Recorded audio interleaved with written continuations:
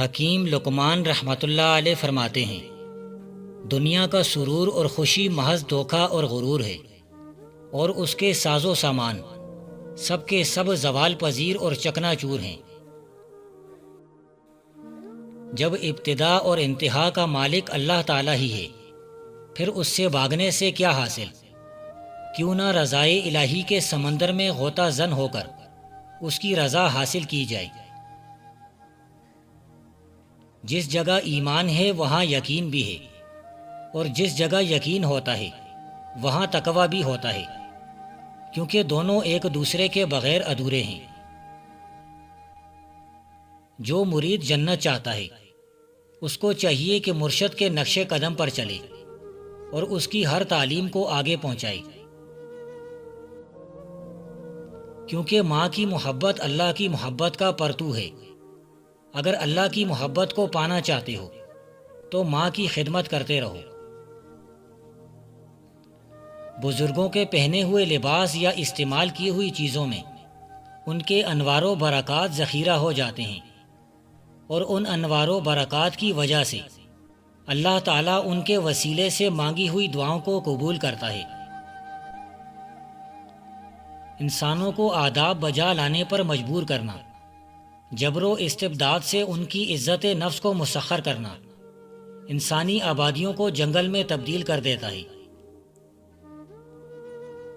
چھوٹے آدمی عموماً چھوٹے نہیں ہوتے، انہیں چھوٹا بنا دیا جاتا ہے، اور علم کی کمی کے باعث وہ خود کو چھوٹا کرنے لگتے ہیں۔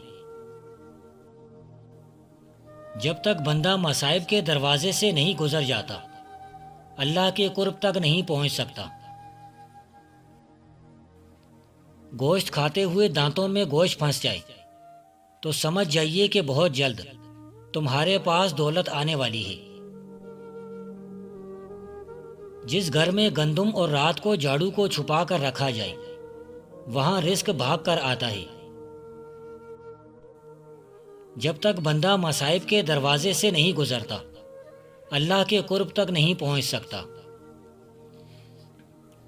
چشم خلائق میں معزز ہونے کے خواہاں ہو تو لوگوں کی جی بھر کے خدمت کرو۔ جس نے ہر کام میں شیطان کی مخالفت کی، اصل میں وہی بہادر ہے۔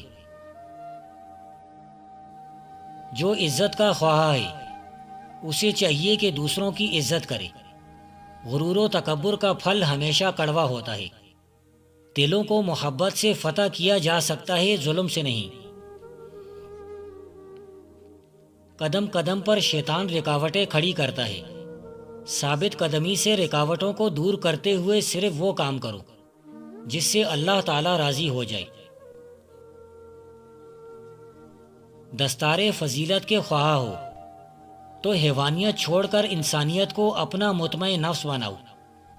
جب تک راہ خدمت نہ اپناؤ گے انسانیت کی معراج تک نہیں پہنچ پاؤ گے۔ اللہ تعالیٰ ہر جگہ حاضر و ناظر ہے۔ تعصب اور تنگ نظر چھوڑو۔ اگر تمہیں عقل ہے تو اس کا جلوہ ہر جگہ بآسانی دیکھ سکتے ہو، لیکن اللہ کی پہچان تبھی ممکن ہوگی جب اپنے آپ کو جان لو گے۔ حیض کا آنا بند ہو جائے تو پیاز کو پانی میں ڈال کر اس میں تھوڑا شہد ڈال کر عورت کو پلا دیجیے۔ بغیر درد کے 2 دن میں حیض کھل کر آنا شروع ہو جائیں گے۔ مورتی بھی پتھر ہے، مندر بھی پتھر ہے، دونوں اوپر سے نیچے تک ایک ہی ہیں۔ پس اے نادان پنڈت، پھر تو کس کی پوجا کرتا ہے؟ بلندی اور پستی میں ایک چیز مشترک ہے کہ بلندی کے بلند ہونے اور پستی کے پست ہونے کی کوئی بھی حد نہیں ہوتی۔ کسی خوش نصیب آدمی کا مل جانا خوش نصیبی ہوتی ہے۔ صدا سے پہلے اگر خیرات مل جائے تو کمال فقیر کا نہیں، اصل کمال سخی کا ہوتا ہے۔ جاذبیت سیدھی کبھی نہیں ہوتی، بل کھاتی ہوئی لکیروں میں ہوتی ہے۔ جو شخص ہار جیت دونوں میں اپنا سہارا آپ ہو، اس کو کسی اور سہارے کی ضرورت پیش نہیں آتی۔ اللہ تعالیٰ کبھی کبھی اپنی بخشش کی بشارت اس محبت سے بھی دیتا ہے جو وہ اپنے نیک بندوں کی طرف سے اپنے بعض گناہگار بندوں کے دل میں ڈال دیتا ہے، قبل اس کے کہ تمہارے بدن دنیا سے نکالے جائیں تم اس کو اپنے دلوں سے نکال پھینکو کہ یہ تمہارے امتحان کا مقام ہے اور تم ایک دوسرے گھر کے لیے پیدا کیے گئے ہو۔ اپنی خواہشات کی نظر سے دیکھنا، ہر شے کو حقیر اور ذلیل جاننا اور خالق حقیقی کی رضا کی ناشکری کرنا، بے جا حاجات کی طلب کرنا، اس کی حقیقی نعمتوں کو ٹھکرانا ہے۔ سورج نکلتا دیکھ کر جو وفاداری بدل جائے اس کی اصلیت عشاء سے پہلے ہی کھل جایا کرتی ہے۔ کاش بتوں کے پجاریوں کو اس کا احساس ہوتا کہ معبود کا وجود میں لایا جانا معبود کے لیے کس قدر تکلیف دہ ہے۔ اس کا اندازہ آپ اپنے محبوب کو پتھر کہہ کر کیا جا سکتا ہے۔ جو انسان دنیا کی حقیقت سمجھتا ہے اسے ضروری ہے کہ اس کی رغبت سے برکنار ہو جائے، اور جو شخص دار فانی کی کیفیت جانتا ہے اسے ضروری ہے کہ وہ دار بقا کے لیے عمل صالح کمائے۔ میرے گھر اور اللہ کے گھر کی تفریق ہی باعث بے سکونی ہے۔ اگر تمہارے گھر میں اللہ کا عمل دخل نہیں تو اللہ کے گھر میں تمہیں داخل ہونے کا کیا حق ہے؟ اگر دولت مند ہونا چاہتے ہو تو حروف تہجی الف سے یا تک اپنے الٹے ہاتھ سے سیدھے ہاتھ پر ہر جمعرات اور اتوار کی شام مغرب کے بعد لکھ لیا کریں۔ جس کو مرضی اپنی سحر میں مبتلا کر لیجیے، لوگ آپ کے گرویدہ اور دیوانے ہو جائیں گے۔